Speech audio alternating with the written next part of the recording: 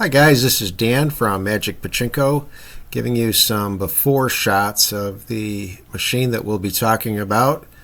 This gives you an idea of what they look like when they come into me, the back shot obviously, and the back with all the guts taken off, and the next shot will be the close-up of the board with all the nails out and so on. And then this is a shot of the starting to rebuild the machine. Actually, those pictures are flip-flop, but the next one shows you what it looks like now. And we'll get into the video. This is a I forgot what year this is. It's a 73, 74 Sankyo machine. Did a full restoration on it. And the couple of things about a Sankyo, if you're listening to this video as an instructional video, there's a couple of things that you have to be aware of when you take on a Sankyo machine. They did not print their Playfields on paper. They actually printed they put a piece of Formica on there with the printed Playfield on it, and then they glued that down to the backboard. So there's no scraping those kids off. Well, I suppose you could, but you don't want to.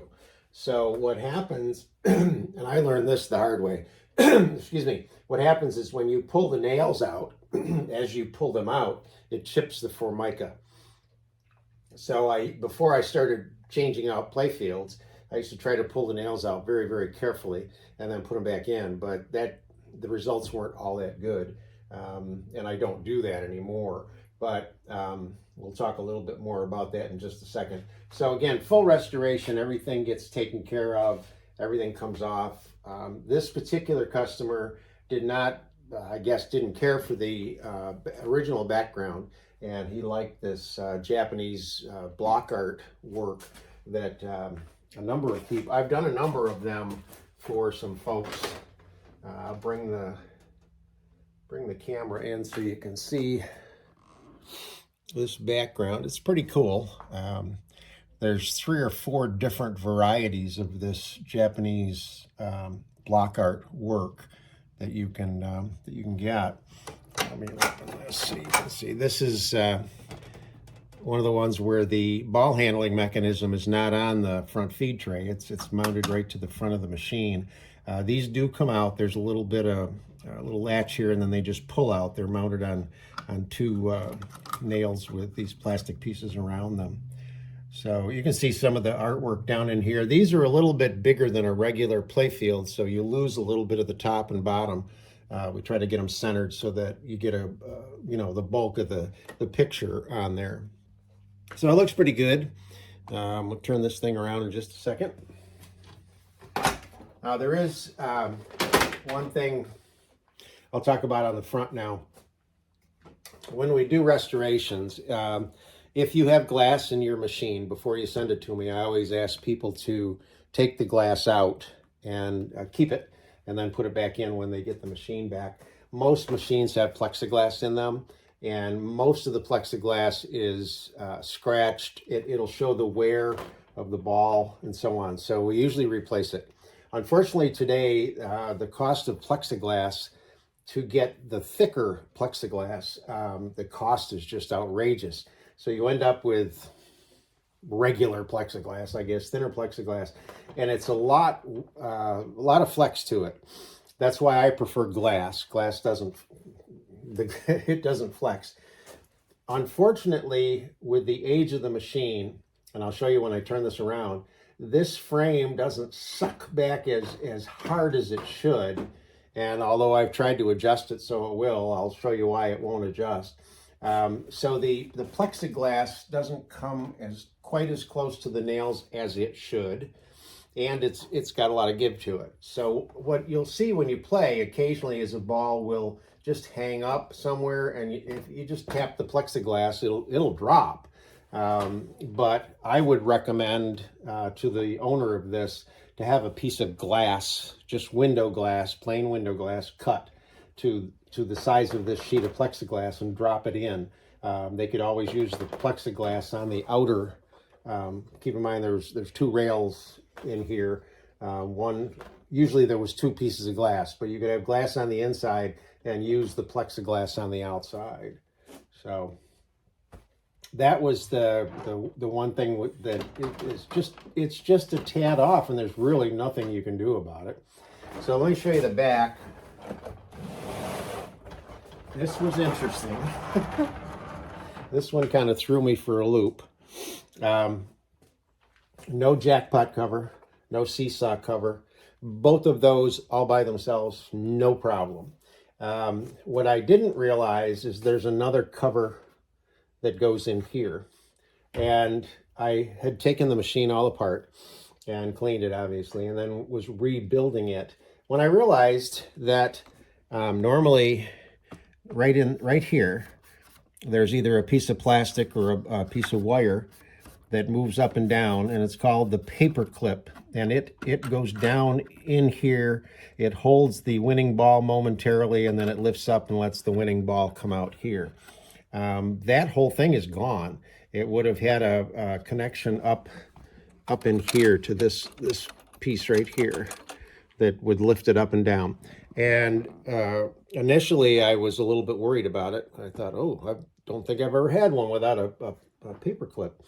But I found out that the machine just works fine without a paper clip. Paper clip would just momentarily hold the ball there anyway. So it still lets the ball out like it should. It just doesn't have that momentary pause. So that part was okay. So now I'm testing the machine and playing. And when you've worked with these things as long as I have, you listen for the sounds. You know the sounds. And I'm playing, and I heard something that didn't sound right to me. And up on the bench here, the balls clattered all over the place, and they started dropping on the floor. And I thought that was a little bit odd. So I played a few more times. Next thing I know, there's just balls everywhere. Well, what I found out, I don't know if I think I can show you this, is that right here, again, here's one of the locating holes for this piece that would have gone in here. And with that piece being gone, this whole side was wide open. And every once in a while, the balls would just come shooting out of there. So I ended up cutting a piece of plexiglass that went right in here and just super glued it, and it's fine. So functionally, the machine is fine. Now, I did tell you about this. We'll zoom in on this. These are the adjustment nuts here that if you tighten this, it would pull the mechanism tighter to keep that door in tight. Problem is, they're 50 years old, and it's real soft metal, and it won't tighten. It's basically stripped. So I've got it as tight as I can get it, but it won't let me tighten it anymore. So with that said, put a piece of glass in it. That would be my recommendation. Okay, so to load this thing, these have the ball releases right here. This goes out to that little hole in the front, and it pushes the ball release over. So you want to make sure that this is over, and then these arms swing all the way up, and then when you let go of it, now the arms create that platform that lets the balls roll across.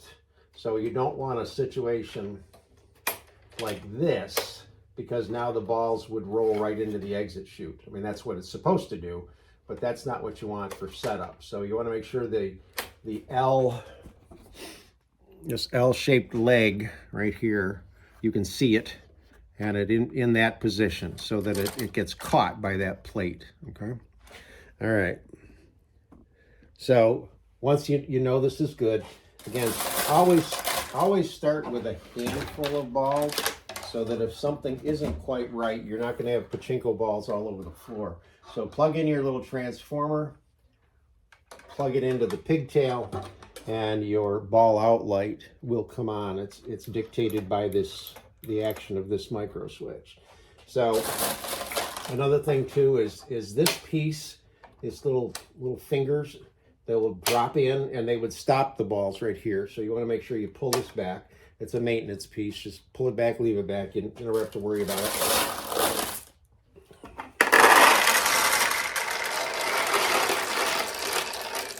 When you put a handful of balls in, the nice thing about this is with this yellow plastic, you can it's not like clear plastic, but you can see into it pretty well. And you just watch the next time I drop the balls in, just watch them flow.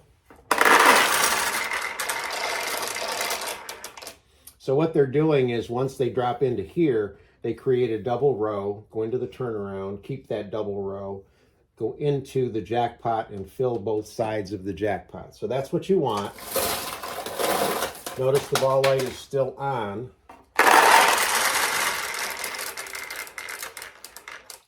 And we're right at that point where it could be on and it couldn't, because there's not enough weight from the balls. They haven't backed up far enough.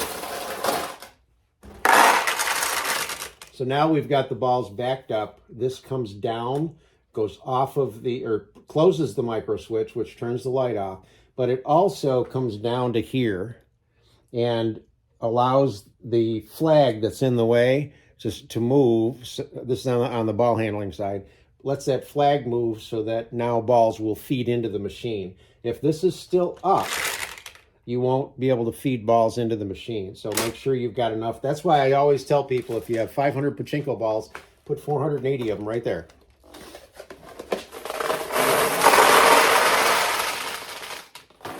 You just want to keep a handful to start playing. You will need something similar to this to catch the balls. The losing balls come out here, the winning balls come out here. And I have to put this here because it tips, just so that it stays like that. Okay, so now you're ready to play, except for one thing that I forgot. Okay, right in here is called, the Seesaw. This unit right here is the Seesaw. There are 2 Pachinko balls trapped in there. They're supposed to be in there. Some are opaque white, some are all brass, some are clear plastic. They all serve the same function, and there will be 2 Pachinko balls inside of them. This little if the Seesaw's down, that's the wrong position. So there's a little plunger here. You push up on the plunger and it brings the Seesaw up like this. So here's what happens when you get a winning ball. Any winning ball comes into the unit. It drops onto this ramp right here and runs right into the end of the Seesaw. The weight of that ball will tip the Seesaw, and at that point, the contact is made to turn the jackpot light on. The winning ball rolls out, comes down here, lands on the end of the jackpot arm, and pushes it down. When it pushes down, that allows this to lift out and drop the balls. When the balls drop and hit this piece of white plastic, it's going to pull this back up where it belongs and reset. And then the losing ball drops out. The winning balls go out the front. Okay? So if you ever are playing and you don't get a win, you need to remember to stop and check the Seesaw, check to see if there's a ball in here. Typically, the jackpot arm might be halfway down, and the ball will be stuck. Now, there's a couple of reasons why, and one of the reasons is you're starting to run low on balls. And if either one of these tracks runs low, either one of these will drop down and hit the stop right here, and the jackpot won't pay out. That's why it's really important to keep this loaded all the time. So as you play, you need to make sure that you replenish, take your wins and replenish the machine so that the machine will keep paying out for you. Okay, so right now the tulip is closed, which makes a win much harder, but we'll give it a shot here, see if we can get some wins. See, this is why the plexiglass is, a real glass would be nicer. Also, another thing I forgot to mention, I don't know if you can see it on the video, but this machine is actually leaning forward a little bit, which is not what you want. I don't worry about it in the shop because it all depends on where the customer is going to put the machine. But once you get the machine where you want it, you want to make sure that this portion of the machine is tipped back just a little, just off center. And what that'll do is it'll keep the balls laying against the playfield rather than coming out and laying against the plexiglass. So I can put a little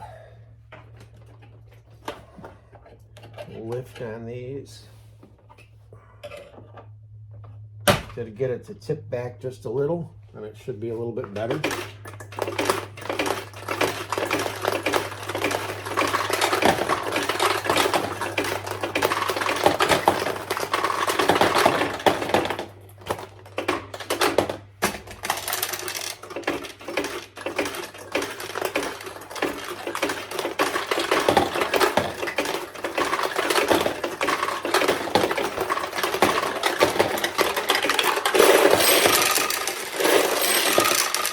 There, we got a couple of wins. This is kind of a stingy machine. Pay pockets all in here, pay pockets up in here. There's only one tulip. It will open and close based on where you put it in, which makes it a bigger target. But let's see if we can get a couple more.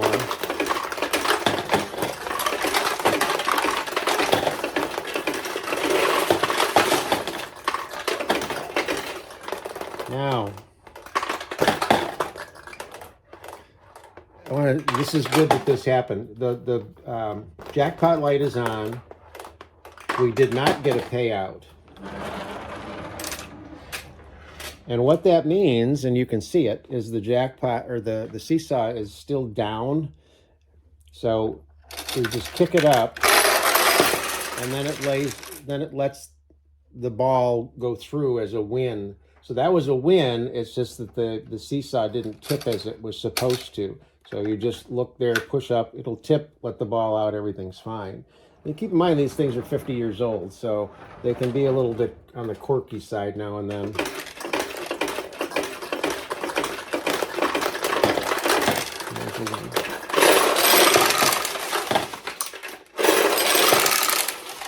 So that's the 74, 75 Sankyo in all its glory. Hope you like it.